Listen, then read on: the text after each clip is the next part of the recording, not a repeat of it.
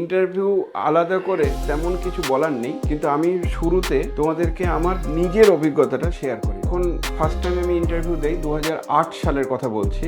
সেই সময় master degree 2007 সালে কমপ্লিট হয়েছে, আর ঠিক তারপরের বছরে মাস্টার ডিগ্রি দিতে আমরা ইন্টারভিউ দিয়েছিলাম, মানে পরীক্ষা দিয়েছিলাম। সেক্ষেত্রে মাস্টার ডিগ্রির টিচার, মানে পিওর ম্যাথমেটিক্সের টিচারগুলো আমাদের কাছে পরিচিত ছিল। তা আমার খুব ভাগ্য ভালো যে আমি প্রথম যেবার ইন্টারভিউ দিতে যাই সাউদার্ন রিজিয়নের মধ্যে ছিল শরৎ বসর মানে হাজরার কাছে মেইন যে ক্যাম্পাসটা ছিল সেখানে আমার স্যার PK বলে স্যার, উনি ছিলেন ইন্টারভিউ বোর্ড। আমার স্যার 5 জনের মধ্যে একজন স্যার হচ্ছেন আমার PK বলে, খুব পরিচিত, পূর্ব পরিচিত তা নয়। তার কারণ হচ্ছে যে ওই স্যার ক্লাস নিত, আমি পিওর ম্যাথমেটিক্স নিয়ে পড়ছি, আমি জানি, কিন্তু একটা পরিচিত স্যার আমার কিন্তু ওই ইন্টারভিউ বোর্ডে ছিল। প্রথম দেখো, ইন্টারভিউ যখন বলে না যে ইন্টারভিউতে আমি যাচ্ছি, তো ইন্টারভিউর বক্তব্যটাই হচ্ছে তুমি কত পারদর্শী, দারুণ পড়াও, দারুণ জ্ঞান। কার কাছে তোমার দারুণ জ্ঞান? ছোট ছোট বাচ্চাদের কাছে, ছাত্রদের কাছে, তাদের কাছে তোমার প্রচুর জ্ঞান, সে নিয়ে কোনো সন্দেহ নেই, আর দারুণ পড়িয়েও দেবে।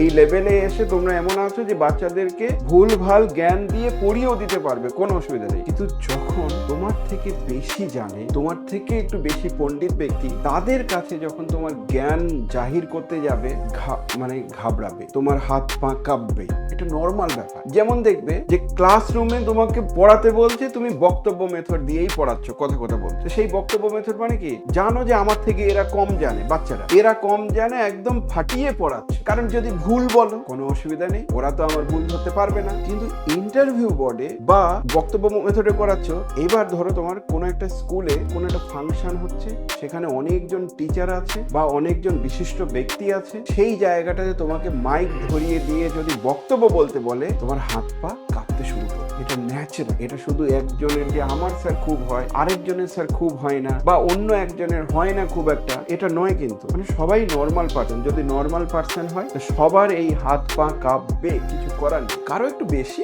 কারো একটু কম। মিনিমাইজ করার উপায় কি? মিনিমাইজ করার উপায় হচ্ছে যে ওই সেম জিনিস রিপিটেডলি করতে হবে, বারংবার। তুমি প্রথমবার স্টেজে উঠে বক্তব্য রাখার জন্য যে ভয়টা পেয়েছিলে, সেম অন্য আরেকটা স্টেজে, অন্য একটা প্ল্যাটফর্মে তুমি যখন বক্তব্য রাখবে, তো যেহেতু রিপিট হচ্ছে, একই রকম কথাবার্তা বলার হয়তো সুযোগ আছে, দেখবে তখন আর অতটা হাত পা কাঁপছে না। তারপর অন্য একটা সময় করলে দেখবে যে খুব একটা হাত পা কাঁপছে না। এটা কিন্তু হয় ন্যাচারালি। আমি নিজেও ফিল করেছি। তোমাদের পড়াতে গেলে আমার কোনো হাত পা কাঁপবে, ঠিকঠাক ন্যাচারাল মনে হবে, যে ঠিকঠাক লাগবে।